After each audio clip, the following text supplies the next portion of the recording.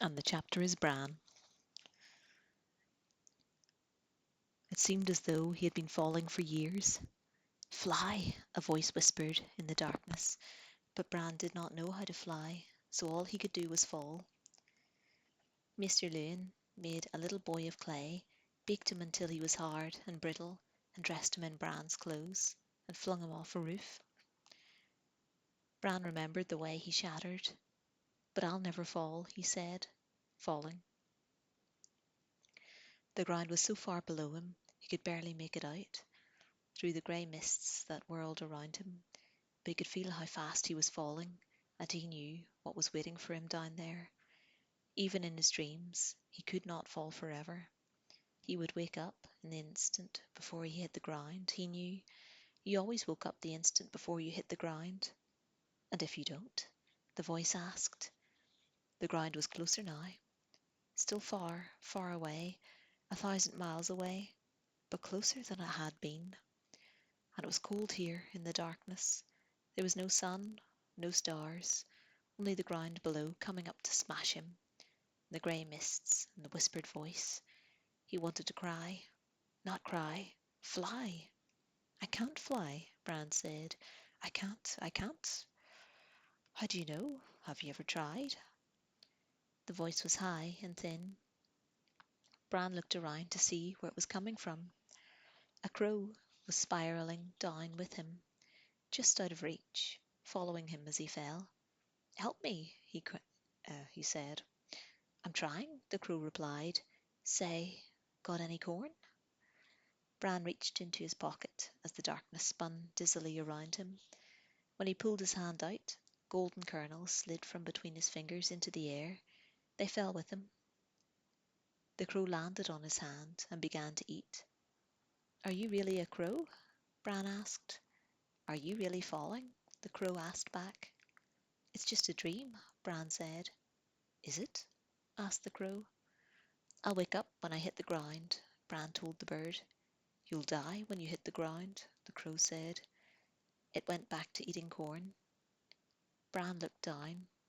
He could see mountains now, their peaks white with snow, and the silver thread of the rivers and the dark woods. He closed his eyes and began to cry. That won't do any good, the crow said. I told you, the answer is flying, not crying. How hard can it be? I'm doing it now. The crow took to the air and flapped around Bran's hand. You have wings, Bran pointed out. Maybe you do too. Bran felt along his shoulders, groping for feathers. There are different kinds of wings, the crow said. Bran stared at his arms, his legs. He was so skinny, just skin stretched over taut bones. Had he always been this thin? He tried to remember. A face swam up out of the grey mist, shining with golden light. The things I do for love, it said. Bran screamed. The crow took to the air, cawing. Not that, it shrieked at him. Forget that. You do not need it now. Put it aside. Put it away. It landed on Bran's shoulder and pecked at him. The shining golden face was gone. Bran was falling faster than ever. The grey mists howled around him as he plunged towards the earth below. What are you doing to me? He asked the crow, tearful. Teaching you how to fly. I can't fly. You're flying right now. I'm falling. Every flight begins with a fall, the crow said. Look down. I'm afraid. Look down. Bran looked down and felt his insides turn to water. The ground was rushing up at him now. The whole world was spread out below him, a tapestry of white and brown and green. He could see everything so clearly that for just a moment he forgot to be afraid. He could see the whole realm and everyone in it. He saw Winterfell as the eagles see it, the tall towers looking squat and stubby from above, the castle walls just lines in the dirt. He saw Mr. Lewin on his balcony, studying the sky through a polished bronze tube and frowning as he made notes in a book. He saw his brother Rob, taller and stronger than he remembered him, practicing swordplay in the yard with real steel in his hands. He saw Hodor, the simple giant from the stables, carrying an anvil to Meakin's forge, hefting it onto his shoulder as easily as another man might carry a bale of hay. At the heart of the godswood, the great white weirwood brooded over its reflection in the black pool, its leaves rustling in a chill wind. When it felt Bran watching, it lifted its eyes from the still waters and stared back at him knowingly. He looked east and saw a galley racing across the waters of the Bight. He saw his mother sitting alone in a cabin, looking at a blood-stained knife on a table in front of her as the rowers pulled at their oars, and Sir Roderick leaned across the rail, shaking and heaving. A storm was gathering ahead of them, a vast, dark, roaring, lashed by lightning. But somehow they could not see it.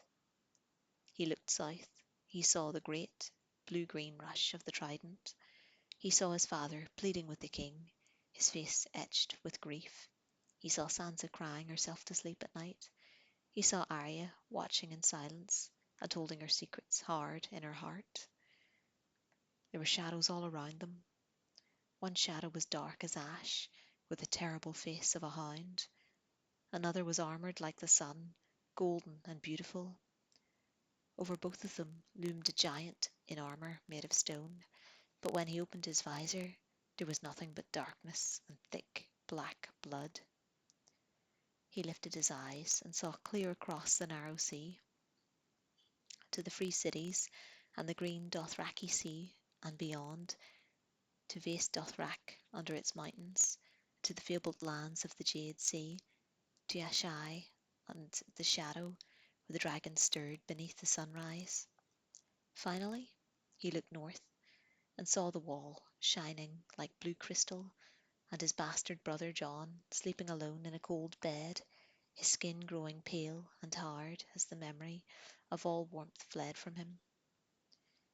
As he looked past the wall, past endless forests cloaked in snow, past frozen stone, and the great blue-white rivers of ice, and the dead plains where nothing grew or lived, north and north and north he looked, to a curtain of light at the end of the world, when beyond that curtain he looked deep into the heart of winter, and then he cried out, afraid, and the heat of his tears burned on his cheeks.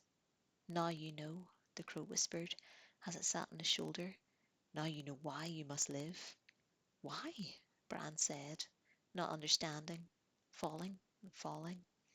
Because winter is coming. Bran looked at the crow on his shoulder, and the crow looked back. It had 3 eyes, and the third eye was full of terrible knowledge.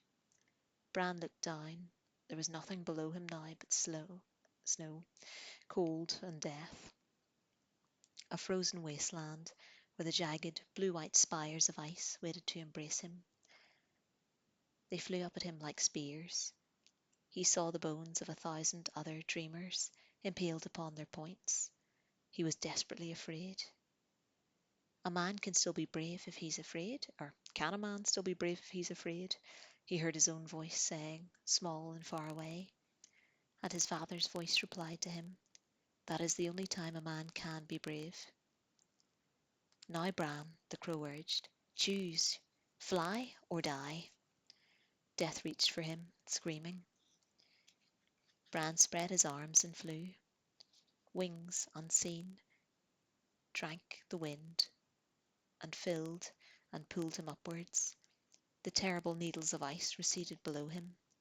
The sky opened up above. Bran soared. It was better than climbing, better than anything. The world grew small beneath him. I'm flying, he cried out in delight. I've noticed, said the 3-eyed crow. It took into the air, flapping its wings in his face, slowing him, blinding him. He faltered in the air, and its pinions beat against his cheeks. Its beak stabbed at him fiercely, and Bran felt a sudden, blinding pain on his forehead, between his eyes. What are you doing? He shrieked. The crow opened its beak and cawed at him, a shrill scream of fear, and the grey mists shuddered and swirled around him, and rippled away like a veil, and he saw that the crow was really a woman, a serving woman with long black hair. and he knew her from somewhere. From Winterfell, yes, that's where it was. He remembered her now, and he realized that he was in Winterfell, in a high bed in some chilly tower room, and the black-haired woman dropped a basin of water to shatter on the floor and ran down the steps shouting, "He's awake! He's awake! He's awake!" Bran touched his forehead, between his eyes, the place where the crow had pecked him. It was still burning, but there was nothing there. No blood, no wound. He felt weak and dizzy. He tried to get out of bed, but nothing happened. And there was a movement beside the bed, and something landed lightly on his legs. He felt nothing. A pair of yellow eyes looked onto his own, shining like the sun. The window was open, and it was cold in the room, but the warmth came from the wolf enfolding him like a hot bath. His pup, Bran realized. Or was it? He was so big now. He reached out to pet him, his hand trembling like a leaf, when his brother Robb burst into the room, breathless from his dash up the tower steps. The direwolf was licking Bran's face. Bran looked up calmly. "His name is Summer," he said. And that's the end of the chapter. Thank you for listening.